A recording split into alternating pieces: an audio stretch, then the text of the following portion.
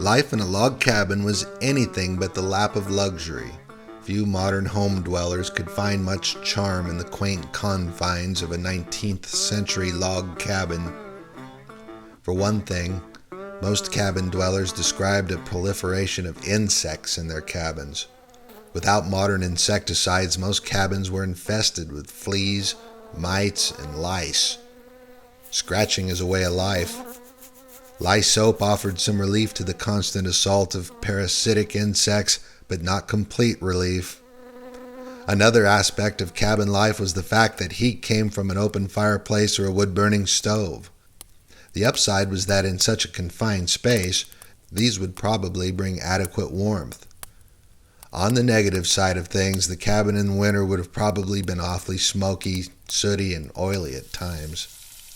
Some cooking took place inside the cabin, but most would have probably been done outside on an open flame. This, of course, was quite inconvenient in times of bad weather.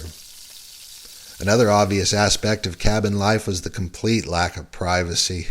Often families of 6 to 10 might have lived in a small single-pen cabin. Children slept on pallets in the rafters, but there would be no privacy for anyone in such a confined space.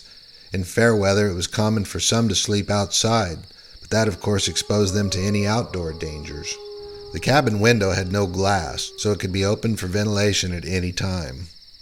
On the other hand, this meant that in stormy weather the closed wooden shutter emitted no light into the cabin.